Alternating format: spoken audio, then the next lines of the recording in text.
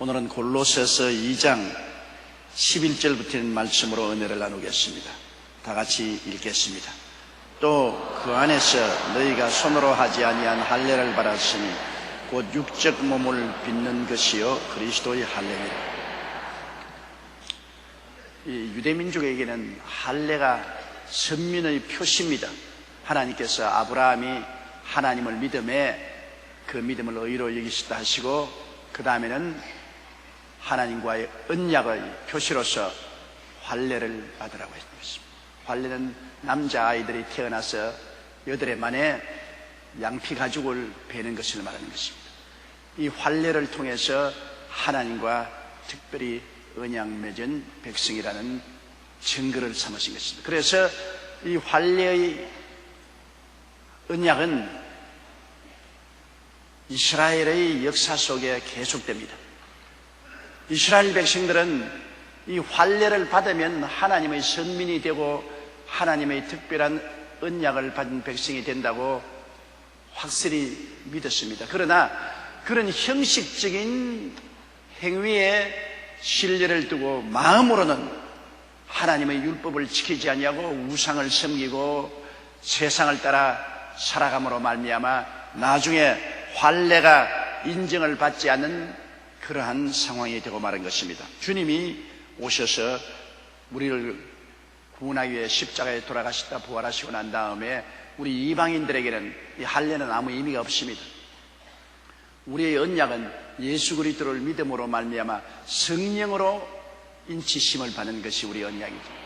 할례가 우리에게는 아무 의미가 없습니다. 유대인들에게는 예수님 오시기 전에 아브라함의 자손으로서 언약 맺은 표시로서 할례를 받았습니다만 이제는 우리에게는 아무 의미가 없습니다.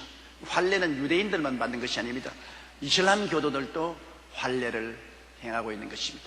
육체에 칼로서 벤 표적을 가진다고 해서 그것이 우리의 영혼 속에 무슨 변화를 가져오겠습니까? 사람은 그 영원한 영혼이 육체 속에 살고 있는 것인데 내적으로 영혼이 변화를 받아야지 육신을 벤다고 해서 그것이 무슨 소용이 있겠습니까? 그래서 이 성경은 말하기를 예수님 안에서 너희가 손으로 하지 아니한 할례를 받았다.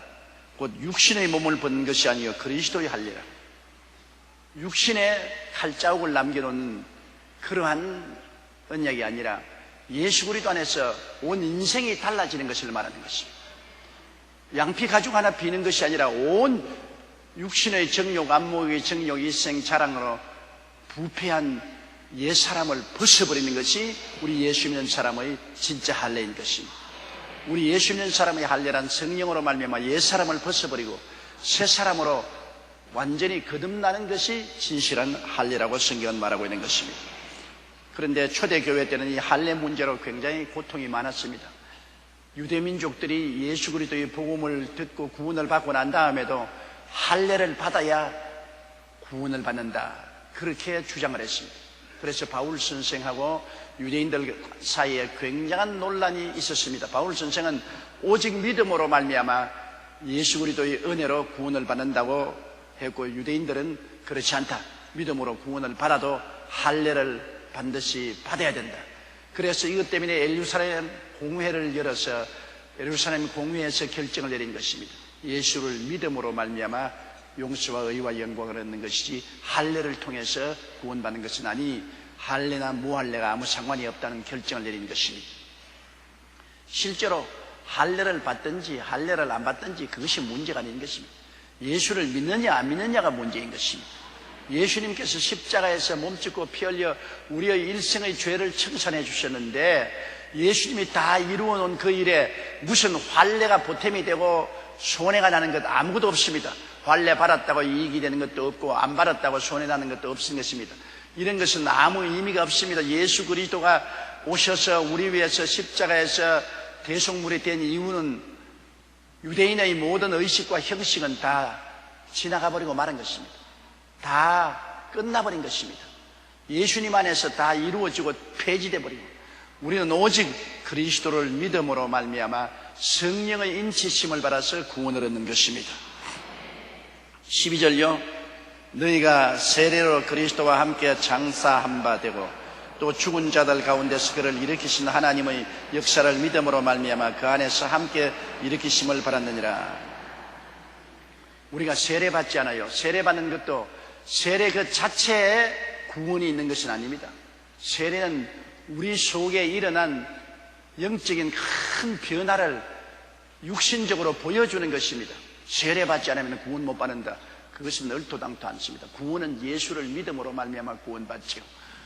예수님의 십자가에 못 박였을 때 못 박힌 강도 중 한 사람이 언제 세례받을 기회도 없고 교회 갈 기회도 없었습니다. 그는 오직 예수를 구주로 고백했을 따름입니다. 주여 주의 나라에 임하실 때 나를 기억하소서.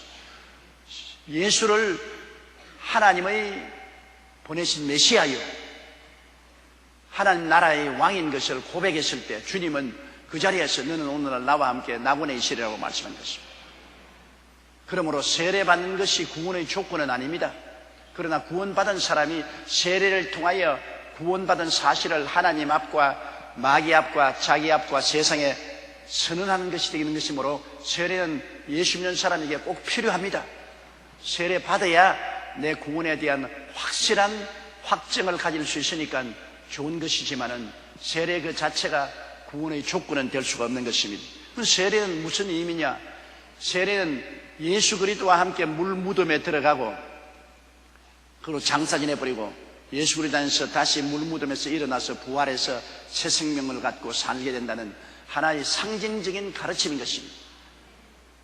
그 세례가 나중에는 번잡하다고 생각하기 때문에 어떤 교파에서는 물에 잠겼다가 일어나지 않고 그냥 물 그릇에 담아서 상징적으로 머리에 뿌리는 것입니다.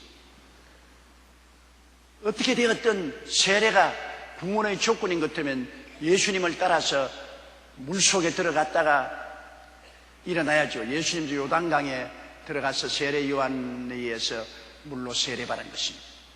그러나 요사이 이 그리스도를 따라서 물에 잠기는 침례 세례를 받는 사람도 있고 또 물로서 이마에 뿌리는 이런 약식 세례를 받는 사람도 있습니다. 세례 그 자체가 구원은 아닌 것입니다. 세례는 상징적인 의미가 있다는 것을 알아야 되는 것입니다. 그 상징은 굉장히 깊은 의미인 것입니다.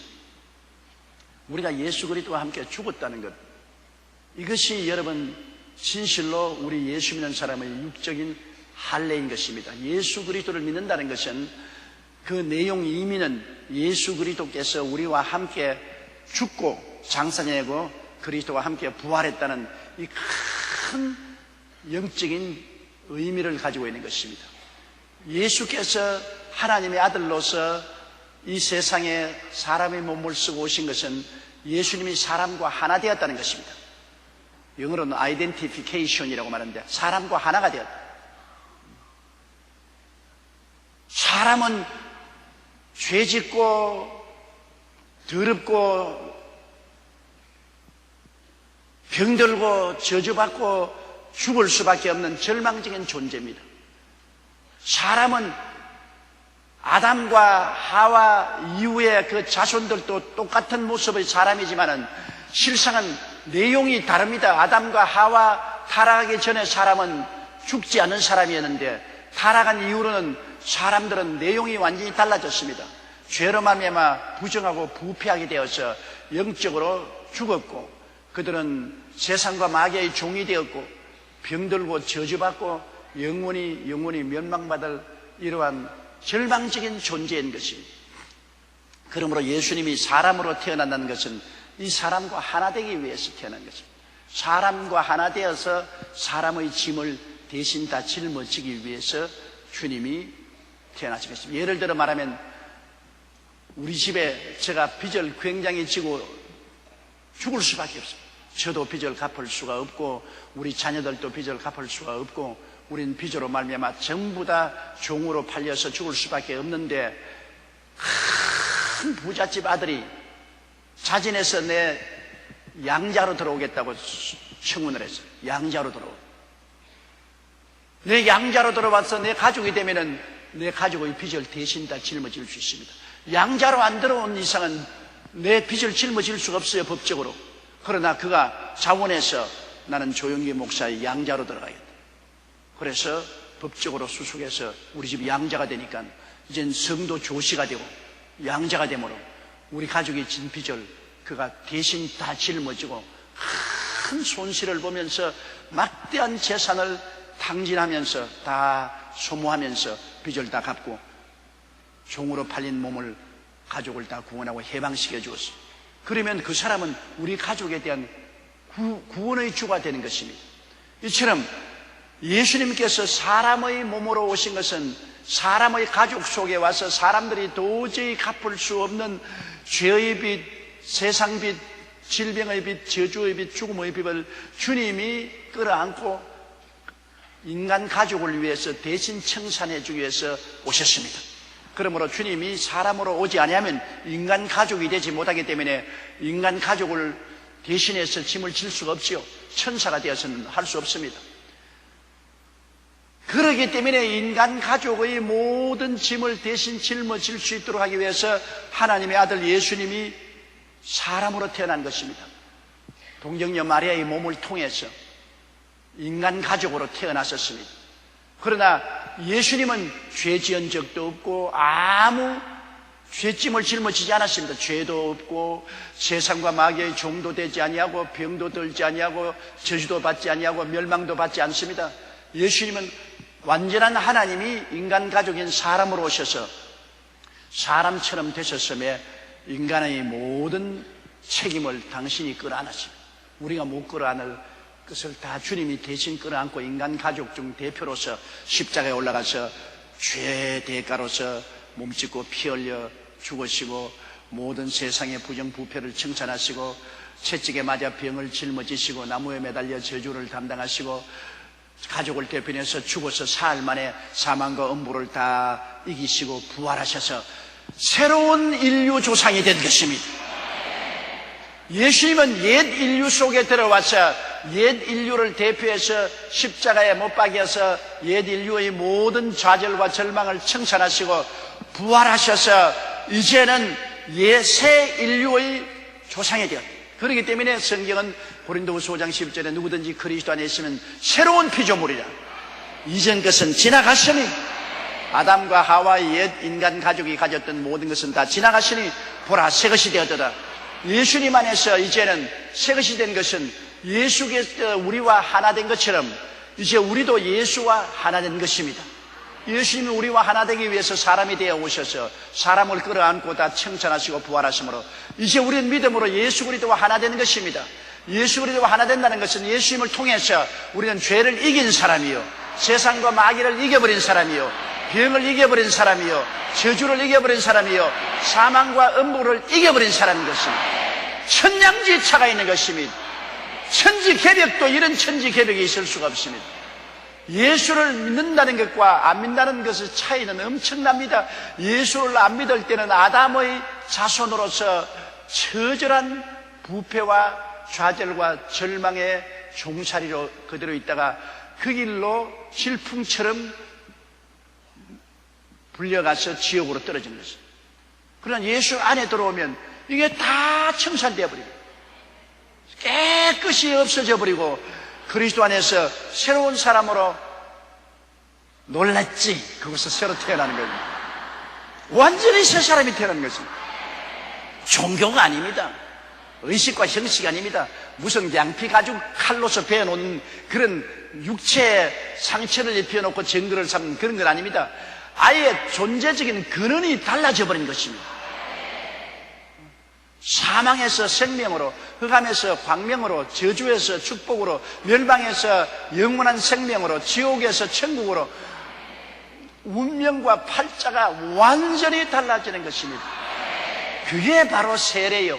세례받는다는 것은 예수님과 함께 죽고 장사 지낸 바 되고 예수님과 함께 부활해서 그리스도 안에서 하늘 보좌에 앉는다는 것을 말하는 것입니다.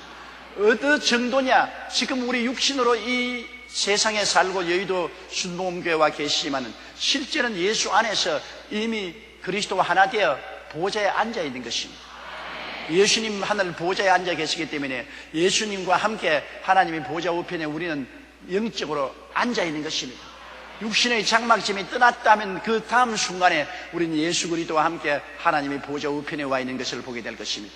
모든 천사, 모든 하늘의 영체들이 다 예배드리는 그 예수님의 보좌에 그리스도와 함께 앉아있게 되는 것입니다. 그러므로 예수 믿는 것은 그리스도와 하나 되는 것을 말하는 것입니다. 예수님이 이 땅에 2000년 전에 사람과 하나 되기 위해서 오셨으니 이제는 예수 믿고 우리는 그 부활하신 예수와 하나 되는 것을 말하는 것입니다. 이걸 여러분 철저히 알아야 여러분의 변화를 알 수가 있는 것입니다. 따라 말씀하세요. 예수님이 2000년 전에 우리와 하나 되기 위해서 사람으로 오셨는데 부활을 하시고 난 다음에는 우리는 예수님과 하나 되어 부활했습니다. 그리스도가 우리와 하나 되시고 우리는 그리스도와 하나 되고 이래도 하나 되고 저래도 하나 되고 살아도 하나 되고 죽어도 하나 되고 얼마나 예수님과 우리와 가깝습니까? 예수님과 우리는 끈을 내야 끊을 수가 없습니다. 우리 심장이 우리 몸과 하나인 것처럼 예수님과 우리는 완전히 하나입니다. 육신으로 살 때 예수님이 오셔서 하나 되었는데 이제 영으로 예수 그리스도께서 부활하셔서 우리와 하나 되어서 우리는 그리스도와 더불어 처음도 하나요 나중도 하나요. 하나 되어서 죽어 옛사람 청산하고 하나 되어 부활해서 그리스도와 함께 보좌에 앉았으니 얼씨구나 좋다 절씨구나 좋다. 예수님과 우리는 하나 된 것입니다. 이래서 여러분은 오늘 예수 믿는 사람들이 겉으로 보기에는 다 똑같은 대한민국 백성으로서 하나같이 보이지만은 내용은 엄청나게 다릅니다. 완전히 달라요. 우리 한국 사람이라도 중국계 한국 사람, 저 소련계 한국 사람들이 있지 않습니까? 그 사람들은 얼굴이 똑같고 한국 사람이고 한국말을 하되 그러나 내용은 국적이 다르죠. 중국 사람이고 소련 사람이고 우리는 대한민국 사람이고 국적이 완전히 달라서 그들이 한국에 오려면 비자를 받아야 오죠. 우리는 우리나라에 오니까 비자 필요 없지만은 우리와 얼굴이 같고 우리와 말이 같아도 실제 그들의 존재는 신분은 엄청나게 다른 것처럼 똑같은 한국 사람의 얼굴을 가지고 똑같은 한국말을 쓰고 똑같은 음식과 이복을 입었지만은 예수 믿지 않은 사람과 믿는 사람은 엄청나게 다릅니다. 예수 믿는 사람은 아담으로 하나 되고 예수 믿는 사람은 예수님으로 하나 된 것입니다. 안 믿는 사람은 아담이 조상이고 예수 믿는 사람은 예수님이 조상인 것입니다.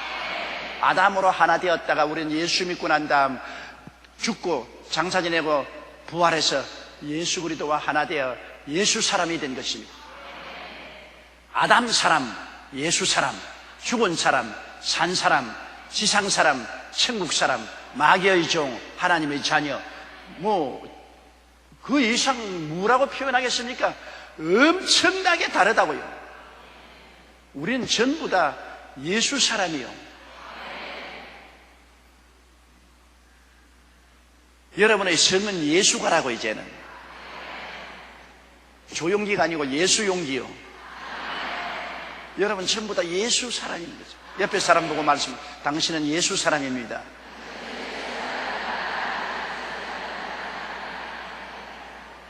그러기 때문에 12절 말씀이 너희가 세례로 그리스도와 함께 장사한 바 되고 또 죽은 자들 가운데서 그를 일으키신 하나님의 역사를 믿음으로 말미암아 그 안에서 함께 일으키심을 바랐느니라. 하나 되었다 그 말인 것입니다. 우리는 언제나 예수와 함께 삽니다. 지금도 예수님과 하나 되어 있어요. 예수님 눈에 안 보이지만 예수님 포도나무에 우리는 가지로서 예수님과 하나 되어 있어요. 예수님이 어디 계시냐? 여기 이 자리에 계셔요. 나와 하나 되어서 계신 것입니다.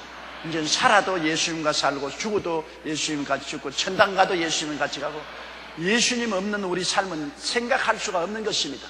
자나 깨나 일어나나 앉아나 일하나 노나 항상 예수님과 함께하고 있는 것입니다. 예수님과 나와 떨어져 있다고 생각하는 것은 큰 오해요 망상입니다. 예수 믿는 사람은 그리스도와 함께 그리스도 안에서 살게 되는 것입니다. 13절요. 또 너희 범죄와 육체의 무한료로 죽었던 너희를 하나님이 그와 함께 살리시고 우리에게 모든 죄를 사하시고 너희 범죄, 우리 모든 아담과 하와는 원래부터 원죄로서 하나님께 버림받았으나 또 자범죄로서 모든 하나님의 법을 다 어긴 죄인 아닙니까? 오늘 세상에 사는 동안에 우리 죄 없는 사람 누가 있습니까? 모두 다 죄인이죠.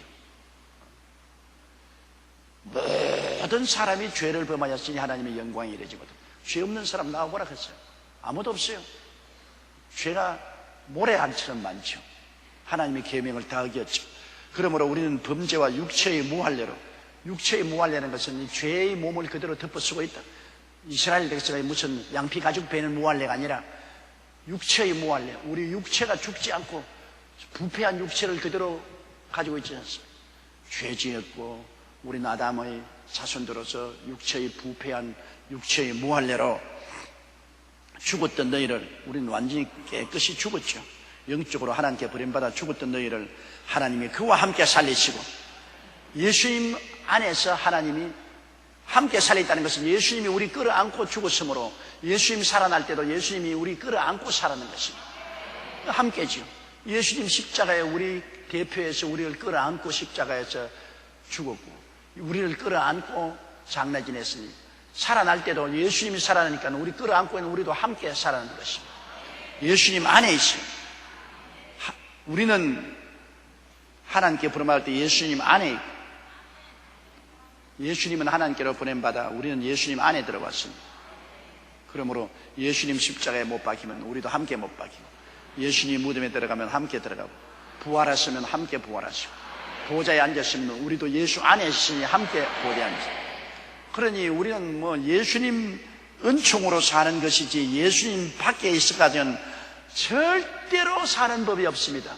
물을 떠난 고기가 혹시 산다 하여도 예수 떠난 심령은 사는 법이 없어요. 절대로 예수 안 믿고 천당 가는 사람 없고 예수 안 믿고 영생 복락을 누릴 사람은 절대로 없어요. 속지 마세요. 수양과 도덕 예수 밖에서 아무리 해도 소용없어요. 종교 예수 밖에 아무리 종교를 믿어도 역시 부패한 인생이요. 예수님 안에 들어와야 새롭게 되는 것입니다. 예수 안에서만이 구원이 있는 것입니다. 그러므로 너희 범죄와 육체의 무할례로 죽었던 너희를 하나님이 그와 함께 살리시고 우리에게 모든 죄를 사하시고, 예수님 안에 있으니까 예수님 피공로로 죄를 다 용서하신 거죠. 우리 선한 행위로 용서받은 것이 아니고 예수님이 피공로로 주님께서 다 죄를 청산해 버리시고. 14절요. 우리를 거스리고 우리를 대적하는 의문에 선 정서를 도말하시고 제하여 버리사 십자가에 못 박으시고. 우리를 거스리고 우리를 대적하는 의문에 선 정서란 것은, 여러분 빚 빌릴 때 어떻게 합니까? 집을 저당 잡히지 않아요. 은행에 저당 잡히면 집을 저당 잡히는 문서에 여러분이 서명을 해 놓습니다. 그러면 내내 그 의문의 정서에 여러분은 포로된 거예요. 그 빚을 못 갚은 이상은 은행이 언제나 공매 처분에 처할 수가 있는 것입니다. 그러니 그 문서가 원수라. 그 문서만 보면 간이 철렁 내려앉아요. 서랍에 있는 그 문서만 보면 아이고 우리 집 언제 전당 잡혀 날아갈지. 은행에서는 독촉장 잡고 날아오지요. 돈은 못 갚지요. 이제 언제 공매 처분 당할지 모르죠. 문서가 원수라. 어찌할 도리가 없죠. 이미 나는 그 문서에 서명되어 있으니까 꼼짝을 못 하잖아요. 그러므로 그 문서가 여러분 우리를 거스리고 우리를 대적하는 이문에 쓴 정서인 것입니다. 바로 하나님의 율법과 계명의 그 문서입니다. 하나님께서는 이 율법과 계명을 지켜야 너희들은 산다. 하나님이 정해놓은 것입니다. 율법과 계명을 지켜야 산다. 그게 우리 인생은 태어날 때부터 하나님의 법 안에서 태어나기 때문에 그렇게 해야 돼요. 그런데 그 법을 어겼으니 이제는 어떻게 있습니까? 그 문서가 죄를 지은 영혼은 죽으리라. 너는 죽는다. 너는 죽는다. 너는 죽는다. 뭐 하나님의 계명을 볼 때마다 너는 죽는다. 너는 죽는다. 너는 사형이다. 사형이다. 그러니까 이 원수도 보통 원수가 아니죠. 하나님의 계명이 하나님의 선한 계명이지만 우리에게는 원수가 되었어요. 우리를 잡아서 우리의 죄를 들추어내고 우리를 사형에 처하는 것입니다. 법이란 것은 원래 좋은 것 아닙니까? 법은 지키면 좋은 것이죠. 나쁜 법이 아니라 법은 좋은 것이죠. 그렇지만 그 좋은 법이 우리의 나쁜 행실을 다 드러내어서 우리로 하여금 사형에 처하니까 우리에게는 그 법이 원수가 되는 겁니다. 아이고 이 원수야, 너 때문에 내 죽네. 별 도리 없이 법이 나를 죄로 잡아서 심판하니까 죽을 수밖에 없죠. 우리 모든 인생들은 하나님의 법에 잡혀서 죄인으로 심판을 받고 정죄되고 죽을 수밖에 없습니다. 그러므로 하나님의 계명은 우리를 거스리고 우리를 대적하는 의문에 쓴 정서입니다. 이것을 예수님이 이 율법의 모든 정서를 대신 짊어지고 십자가에 올라가서 못 박아버리신 것입니다. 하나님의 율법과 계명을 다 그 빚을 주님이 끌어안고 우리를 대신해서 십자가에 몸짓고 피 흘려 죽으심으로 모든 빚을 청산해버린 것입니다. 하나님의 율법과 계명이 요구하는 그 모든 벌을 예수님이 영원히 갚았습니다. 예수님이 영원한 하나님이기 때문에 한 제사를 통해서 영원히 율법의 정죄와 심판을 갚아버리기 때문에 예수님 안에서 이제는 율법 폐기, 이제는 하나님의 율법과 계명이 우리를 정죄하고 우리를 처형할 수 없습니다. 율법과 계명은 우리를 하나님께로 인도하는 몽학 선생이 되어 우리를 이 길로 가세요, 이게 하나님이 원하는 길입니다, 가르치는 교과서는 되어도 이제는 우리를 정죄하고 심판하고 죽이는 힘은 영원히 십자가에서 주님이 제하여버리고 마는 것입니다. 율법의 정죄와 심판의 독을 뽑아버렸습니다. 영원히 뽑아버렸습니다. 주님이 율법의 정죄와 심판의 모든 벌렉을 십자가의 보혈로 빼앗아버리고 마는 것입니다. 이제는 우리를 율법이 아무리 정죄를 해도 예수님 보혈이 내가 다 갚았다, 어제 것도 갚았고 오늘도 갚았고 내일도 갚았다, 영원히 갚아버렸다. 네가 날 죽여놓고 무슨 큰 소리 하느냐, 나는 저 사람 때문에 대신 죄를 짊어지고 내가 죽었는데, 저 사람의 죄가 내가 걸머지고 죽었는데 평생의 죄를 내가 다 짊어졌으니 저 사람에게 이제 정죄 못한다. 아무리 정죄하려도 예수님 피가 가로막습니다. 아니야, 내가 다 갚았다. 그 피가 마음속에 헌정거 됩니다. 내 기도 소리 들으사 다 허락합소서. 내가 주께로 지금 왔으니 십자가의 보혈로 날 씻어주소서. 예수님의 피가 내 마음속에 큰 증거가 되어요. 예수님의 피의 도장이 확 찍혀 있으니 율법이 아무리 와서 너 죄인이라 해도 피가 내가 갚았다, 너 또 돼지였다, 그 피가 내가 갚았다, 영원히 이 피가 내 마음에 증거가 되는 것입니다. 예수님의 보혈로 영원히 용서와 의와 영광을 얻었으니 그 보혈이 얼마나 귀합니까? 예수의 보혈이 얼마나 귀한지요. 그 피값으로 우리는 구원을 받지 우리의 의로운 행위로 절대로 구원을 못 받습니다. 그러므로 우리는 영생토록 예수님의 보혈을 찬미하고 감사하고 그 보혈의 우상 밑에 살아야 되는 것입니다. 우리 주님께서 우리를 거스리고 우리를 대적하는 율법 음원에 쓴 정서를 아주 지워버리고 제하여버려서 십자가에 못 박아버렸습니다. 그러니 이제는 율법의 위협은 없어요. 율법은 우리에게 거울이 됩니다. 이제는 율법은 우리에게 잘못된 행위가 있으면 잘못했어요, 더러워요, 고쳐야 하나님께 꾸중 듣지 않아요, 고치세요. 그렇게 우리를 도와주는 거울이지요. 우리를 심판하거나 정죄하거나 죽일 힘은 없어져버리고 마는 것입니다. 율법의 역할이 달라졌죠. 옛날엔 심판하고 정죄하고 죽이는 역할인데 이제는 우리에게 우리 잘못을 지적하고 깨닫게 하고 가르쳐서 하나님 앞에 올바르게 서게 하는 가이드북이 되는 것입니다. 얼마나 감사한 일인지 모릅니다. 그 다음 15절요. 정사와 권세를 벗어버려 밝게 드러내시고 십자가로 승리하시느니라. 정사와 권세는 뭐냐면 마귀의 정사와 권세를 말합니다. 마귀의 정부, 마귀는 마귀 정부의 왕이 아닙니까? 권세는 마귀의 군대를 말하는 것입니다. 마귀의 경찰, 마귀의 군대.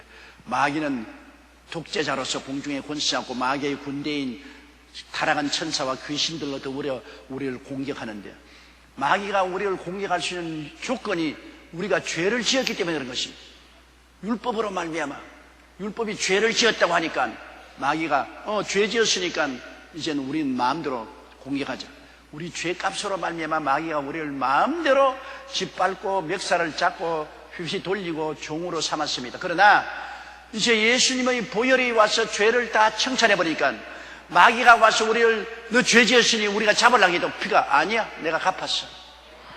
예수님의 보혈은 율법만 다 청산한 것이 아니라 마귀의 정사와 권세를 무장해제해버린 것입니다. 마귀가 우리를 도적질하고 죽이고 멸망시키는 조건은 죄 때문에 그런 것입니다. 아담과 하와가 에덴에서 하나님을 반역하는 죄를 안 지었으면 마귀가 어떻게 아담과 하와를 종으로 묶을 수 있어요? 죄 지었기 때문에 그런 것입니다. 그러나 그 죄값을 예수님이 보혈로 갚아버리기 때문에 그 보혈로 말미암아 마귀의 지위도 마귀의 권세도 다 해체되어버리고 마는 것입니다. 마귀는 이제 우리하고 관계가 없어요. 마귀가 이제는 아무리 흑암의 권세를 가진 어두움의 임금이요 어두움의 군대를 가졌어도 우리를 칠 수 없는 것은 마귀의 어떠한 창칼과 화살도 우리를 번제하지 못하는 놀라운 방패가 있습니다. 예수의 보혈인 것입니다. 예수의 보혈 앞에는 마귀의 모든 정사와 권세가 다 무장 해제되어 버리고 말아버린 것입니다. 마귀는 예수 보혈 앞에 마귀는 아무 효과가 없어요. 그러니 예수님의 십자가의 보혈의 효과가 얼마나 큽니까? 율법의 정죄와 심판을 다 무력화해 버리고 또한 죄로 말미암아 우리를 도적질하고 죽이고 멸망시키는 마귀의 정사와 권세도 다 해체해 버리고 십자가로 승리해 버리고 말한 것입니다. 그러므로 예수 그리스도의 보혈 안에서 우리는 영원한 승리자가 된 것입니다.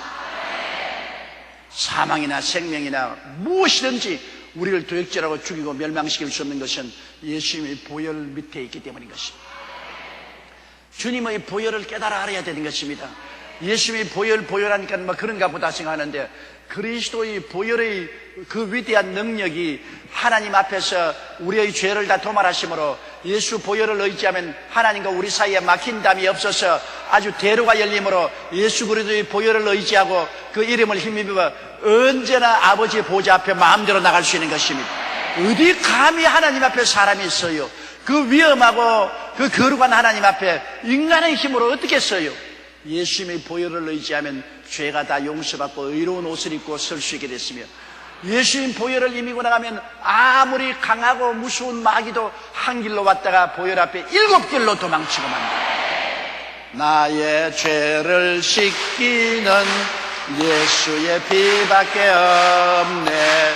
다시 성케 하기도 예수의 피밖에 없네. 예수의 흘린 피 나리게 하오니 귀하고 귀하다. 예수의 피밖에 없네. 그러니 예수 보혈 만세. 예수 그리스도의 보혈 앞에 우리는 율법도 우리를 막지 못하고 사탄 마귀도 우리를 막지 못하고 그리스도의 보혈 앞에 천천만세 자유와 해방을 얻고 예수 그리스도의 의로움으로 옷 입고 보혈의 능력으로 거룩과 성령으로 충만하고 보혈의 능력으로 병 고침 받고 보혈의 능력으로 저주에서 해방되고 보혈의 능력으로 사망과 음부를 다 극복하고 부활과 영생과 천국 시민이 되어 살게 되었으니 예수의 보혈을 얼마나 감사해야 될지 말로 다 할 수 없습니다. 벌써 아담의 자손인 가인과 아벨이 하나님께 제물 드릴 때 가인은 자기 손으로 농사 지은 산물을 가지고 제단에 제물을 드리고 아벨은 어린 양을 잡아 피를 흘려서 제물로 드렸습니다. 그럴 때 하나님은 가인의 제물은 받아들이지 않았습니다. 인본주의로 인간의 수단과 방법으로 하나님께 나오려는 가인은 받아들이려고 아벨의 제물은 받아들였습니다. 아벨은 어린 양 예수 그리스도가 장차 오셔서 우리를 대신하여 죄의 제물이 될 것을 상징하는 어린 양을 잡아 피를 흘려 제물로 드렸기 때문에 그 예수 그리스도의 피를 상징하는 어린 양을 드린 아벨의 제물은 받아들인 것입니다. 벌써 창세 때부터 보십시오. 인본주의로 인간의 선한 행위나 인간의 노력이나 인간의 열매를 가지고 하나님 앞에 제사 드리는 하나님 안 받아들입니다. 죄투성인데 뭘 인간의 제물을 받아요. 그러나 하나님의 아들 어린 양 예수께서 장차 십자가의 제물이 되어 보혈로 우리를 용서하고 하나님 앞에 길을 열어주시고 사탄을 멸할 것을 상징하는 어린 양을 잡아 제물을 드린 아벨은 하나님이 받아들이고 그 제물을 용납한 것입니다. 벌써 창세기 때부터 하나님은 어린 양을 통해서 구원한다는 것을 아담에게 벌써 가르쳐 주십니다. 그래서 아브라함도 이삭도 야곱도 다 양의 짐승을 잡아 피를 흘려 하나님께 제사드립니다. 피 흘림이 없은즉 죄사함이 없습니다. 피 흘림이 없은즉 주님 앞에 나가지 못해요. 구약의 모든 제사의식은 피가 강물같이 흘렀습니다. 속죄 제물, 속건 제물, 번제물, 화목 제물, 감사 제물, 무엇이든지 짐승을 잡아 피를 흘려야 됐습니다. 예수님이 십자가 보혈을 상징하는 피를 흘려야 하나님 받아들이죠. 피 흘림이 없이는 하나님 앞에 받아들일 수도 없고 하나님 앞에 나갈 수도 없었습니다. 구약의 모든 제사가 다 예수님을 상징하는 보혈을 피를 흘린 것입니다.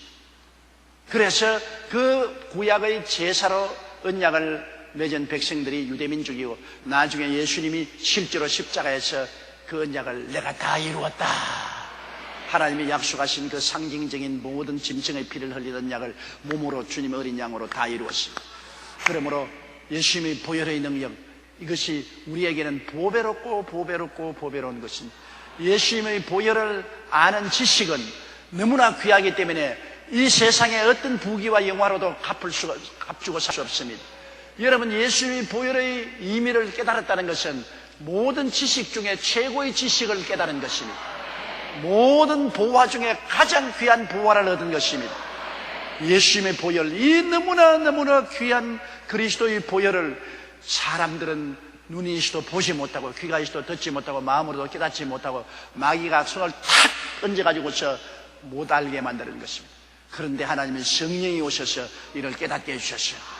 하나님의 성령은 언제나 보혈이 있는 곳에 역사하시는 것입니다. 성령은 보혈을 가져오고 보혈이 있는 곳에 성령이 많은 것입니다.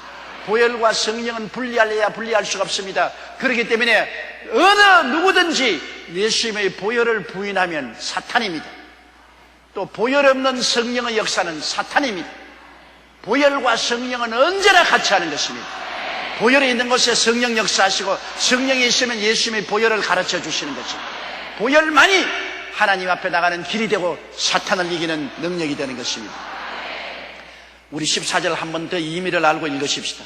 우리를 거스리고 우리를 대적하는 의문에 쓴 정서를 도말하시고 제하여 버리사 십자가에 못 박으시고 정사와 권세를 벗어버려 밝히 드러내시고 십자가로 승리하였느니라. 이 골로새서 2장 14절로 15절은 여러분 다 마음속에 외워놓아야 되는 것입니다. 이것은 너무나 아름다운 보배로운 하나님의 말씀인 것입니다. 주님께서 이를 통해서 율법도 제하시고 마귀의 정사와 권세도 다 제하시고 십자가의 보혈을 통한 위대한 승리를 여러분에게 주시는 말씀인 것입니다. 16절요. 그러므로 먹고 마시는 것과 절기나 월삭이나 안식일을 인하여 누구든지 너희를 평론하지 못하게 하라. 이런 예수 그리스도의 보혈로 다 이루어지고 이 너무나 위대한 은총이 주어지는데 뭘 구원받기 위해서는 무엇을 먹지 말라, 무엇을 마시라, 먹고 마시는 음식을 가지고서 우리의 신앙을 가지려는 어리석은 일은 하지 말아야 돼. 부정한 음식 먹지 마라.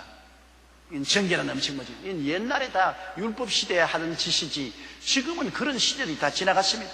먹고 마시는 것, 절기라는 것은 이스라엘 백성들이 유월절, 예수님이 십자가에 못 박혀 죽는 그 제사를 모방한 것이 6월절입니다. 6월절, 무슨 오순절, 그 다음에는 무슨 초막절, 뭐 이런 구약의 절기, 이걸 지켜야 하나님 앞에 용납받는, 이거 다 지나간 일입니다. 이거 다 예수님이 오셔서 우리를 구원할 것을 상징으로 보여준 그림자인 것입니다. 그림자 따라 살 사람 누가 있어요? 몸 따라 살지. 여러분, 남편의 그림자 보고 따라다니면 살겠습니까? 남편하고 살겠습니까? 남편 그림자는 그림자지요. 사진은 그림자 아닙니까? 사진 보고 아무리 울어봤자 무슨 대답합니까? 그림자예요. 본체가 있어야지. 예수님은 본체고 구약은 그림자인 것입니다. 구약 성경은 다 그림자요. 신약 성경은 본체인 것입니다. 그 그림자 때 그 그림자 때 정한 음식도 있고 부정한 음식도 있고 6월절 지켜라, 오순절 지켜라, 초막절 지켜라, 그 다음에는 또 안식일을 지켜라, 주일날 아닌 토요일날 지켜야 구원을 얻는다, 토요일날 지켜라. 그 안식, 우리는 예수 그리스도 안에서 영원한 벌써 안식을 다 이루었으니까 누구든지 너희를 평론하지 못하게 하라. 너 먹고 마시는 것, 절기나 월삭이나 안식일을 안 지키니 너는 구원 못 받는다, 이러한 평론 절대 못하게 하라. 오늘날에도 기독교에서도 토요일날 안 지키면 구원을 못 얻는다, 예수 믿어도 토요일날 지켜야 된다, 이렇게 주장하는 교파도 있습니다만 너무나 안타까운 일입니다. 아직까지 초등학문을 벗어나지 못했습니다. 우리는 초등학교 이미 졸업한 지 오래된 것입니다. 우리는 최고등학교에 들어와서 있습니다. 예수 그리스도의 보혈을 믿고 성령을 받은 건 최고등학교에 들어간 거죠. 그게 먹고 마시고 무슨 절기나 월삭이나 안식일이나 보태는 것은 아직 초등학교 때를 못 벗은 것입니다. 촌때를 못 벗었어요. 그런 건 다 우리 구원하고 아무런 관계도 없습니다. 이것은 다 옛날에 우리 구원이 오기 전에 그것을 설명하기 위한 상징에 불과한 것입니다. 17절요. 이것들은 장래일의 그림자나 몸은 그리스도의 것이라. 보십시오. 장차 오실 예수님의 몸의 그림자입니다. 예수님이 오실 것을 형상으로 보여준 것이요. 이제 몸이 왔는데 그림자하고 살 사람 누가 있어요? 그림자하고 살 사람 없어요. 몸이 왔는데. 그렇게 기다리던 사랑하는 애인이 왔는데 애인 사진 들고만 자거든요. 애인이 내가 여기 왔다. 있어요. 난 사진하고 살아요. 사진이 좋아. 사진이 좋아. 영 돌았어. 영 돌았어. 아니 본인이 와 있는데 본인을 제껴놓고 자꾸 사진 좋다고 사진 따라다니는. 여러분, 예수님 본체가 왔는데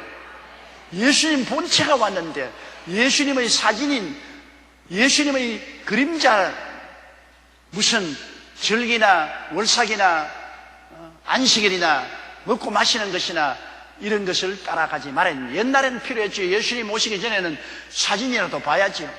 그러나 실제를 보는 것이 좋죠. 이번에도 남북한 서로 이산가족 만나는데 텔레비전을 보니까 좋기는 좋지만 안 보는 것보다 못하진 않지만 얼마나 답답하지 않아요?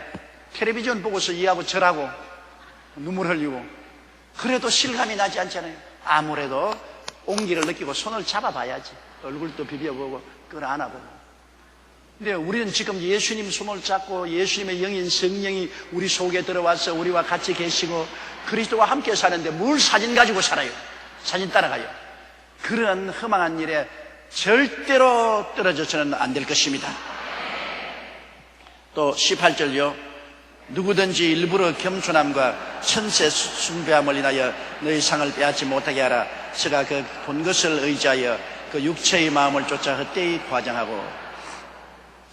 골로새에 있는 교인들 중에 잘못된 사람이 있습니다. 왜냐하면 하나님은 너무 거룩하기 때문에 우리가 직접 하나님께 나갈 수가 없고 천사를 통해야 나가야 된다.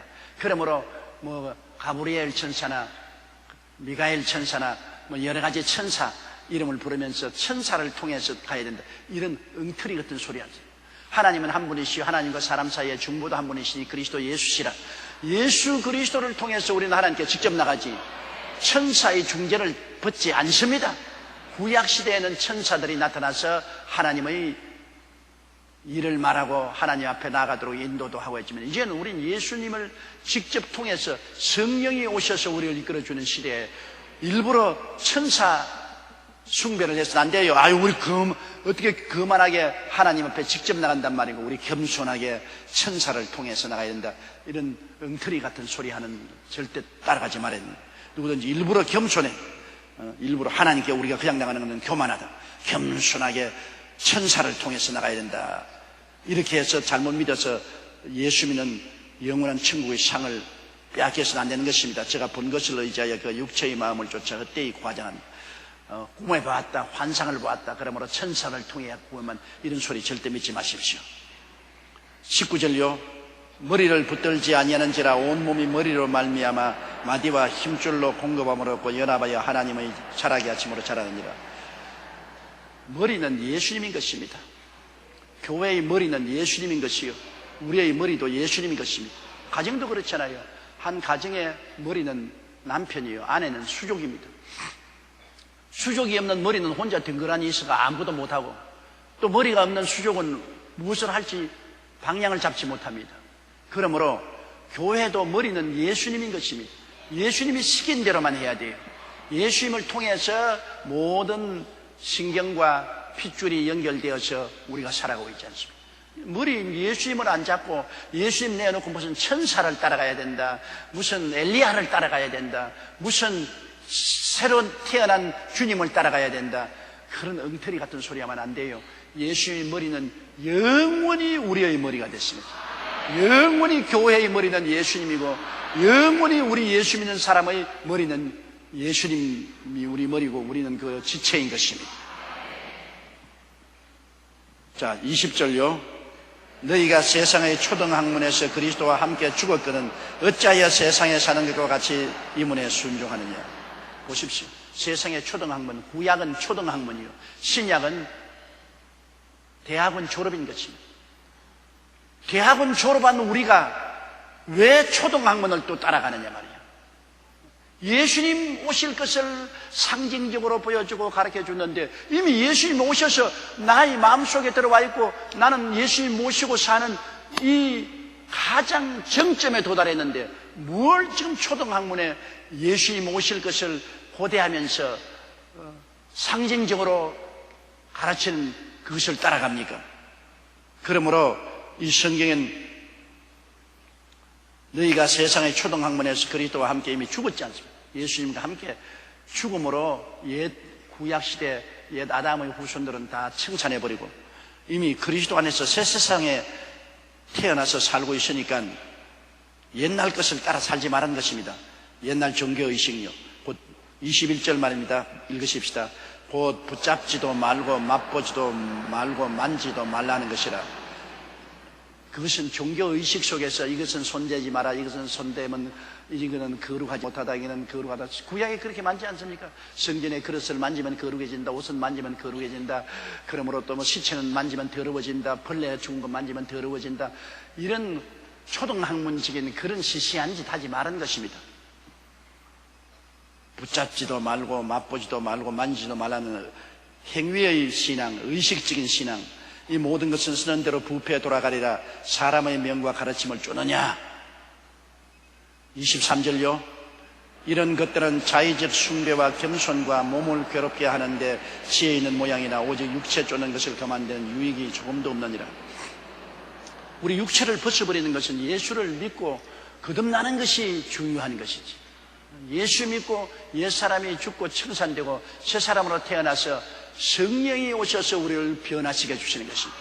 하나님의 성령이 우리를 진리 가운데로 인도하고 깨닫게 하고 변화시켜 주시고 믿음, 소망, 사랑, 의, 평강, 희락을 주시고 사랑과 희락과 화평과 오래 참음과 자비와 양성과 중성과 온유와 절제 같은 열매를 성령이 맺게 해주시는 것입니다. 인간의 힘으로 붙잡지도 말고 맛보지도 말고 만지도 말라, 이러한 사람의 명령과 가르침을 쫓아서 우리가 변화되는 것이 아닙니다. 천사 순봉하고 천사를 따라가야 된다, 무슨 특별한 축복해 준 물을 마셔야 된다, 특별한 음식을 먹어야 된다, 그래서 호행을 시키고 그런 것 가지고서 절대로 우리가 변화받지 않습니다. 옛날에 천부교인 박태선이 축복한 물을 마셔야 변화를 받는다. 사람들에게 그런 고통만 갖다 주지 그런 것은 변화 오지 않습니다. 또 어떠한 교파에서는 시집 장가를 그 특별한 교주에게 축복을 받아야 된다. 옛날에 시집 장가된 것은 소용이 없다. 내가 신학교 다닐 때 참 그런 장면을 보았었어요. 부부간에 잘 사는데 그 종교를 믿어가지고서 세상에서 결혼한 것은 효과가 없다. 그분이 맺어주는 사람과 결혼해야 구원을 받는다. 그래가지고서 자식들이 다 있는데 합동 결혼식에 다른 남자, 다른 여자하고 짝을 지어서 결혼을 합니다. 그 자녀들이 제가 아는 집인도 있었어요. 아버지, 엄마 손을 잡고 엄마, 아버지 이럴 수가 있냐고 동동구름을 치고 울어도 그 교주가 너희 세상에서 결혼한 것은 인정할 수 없다. 교주가 축복한 결혼을 해야 복을 받는데 교주가 짝을 지은 정도로 하라. 그래서 뭐 몇천상, 몇만상, 몇십만상 결혼을 한다고 그렇게 서로 짝 지어줘야 결혼한다. 이런 엉터리가 어디 있어요? 그런 것으로 말미암아 구원을 얻고 죄사함을 받는다. 이러한 것은 전부 이단과 사설이요 잘못된 것입니다. 구원은 오직 예수 그리스도의 보혈밖에 없습니다. 그 은혜를 인하여 믿음으로 말미암아 구원을 얻었나니 이것이 우리에게서 난 것이 아니요 하나님의 선물이라. 행위에서 난 것이 아니니 아무도 자랑치 못하게 하렵니다. 행위에서 난 것 아닙니다. 하나님이 선물로 주신 것이요 그 선물은 예수 그리스도밖에 없은 것입니다. 무슨 거룩한 물도 없고 혼인잔치를 통해서 구원받는 것도 아니고 어떠한 행위로 구원받는 것도 아니에요. 예수 그리스도와 그 보혈을 통해서 구원받는 것입니다. 간단합니다. 이런 것을 왜 복잡하게 만듭니까? 이런 것을 왜 미혹스럽게 만드는 것입니까? 사람들은 자꾸 복잡하고 미혹한 것을 따라가는데 하나님이 주신 길은 너무나 곱고 바르고 간단하고 단순합니다. 하나님이 세상을 이처럼 사랑하사 독생자를 주었으니 누구든지 저를 믿으면 멸망하지 않고 영생을 얻으리라. 예수 따라가며 복음 순종하면 우리 행할 길 환하겠네. 예수님만 따라가면 돼요. 그리고 그 보혈의 능력만 의지하면 언제든지 하나님이 우리와 함께 거하시고 우리가 하나님 품에 안길 수가 있고 예수 그리스도와 함께 죽고 함께 장사 지내고 함께 살아나서 함께 보좌에 앉은 우리들은 자나깨나 예수 그리스도와 함께 거하게 되는 것입니다. 그러니 자나깨나 예수님, 일어나 앉으나 예수님, 먹으나 마시나 사나 죽으나 예수님과 같이 있으면 되는 거예요. 예수 믿는다는 것은 예수님 안에서 다 이루어진 것입니다. 아무것도 보탤 것도 없고 뺄 것도 없습니다. 신령한 수 마실 필요 없어요. 시집장가 새로 갈 필요 없어요. 인간의 노동이나 고행을 보탤 필요 없어요. 예수 믿는 것으로 충분합니다. 보혈은 120% 충만한 은혜를 주신 것입니다. 아무것도 보탤 것 없습니다. 아무도 뺄 것 없습니다. 무엇인지 예수 그리스도의 보혈에 보태기나 빼야 된다고 하거들란 사탄인 줄 아십시오. 우리는 오직 믿음으로 오직 은혜로 구원을 받은 것을 알게 되시기를 주님 이름으로 축원합니다.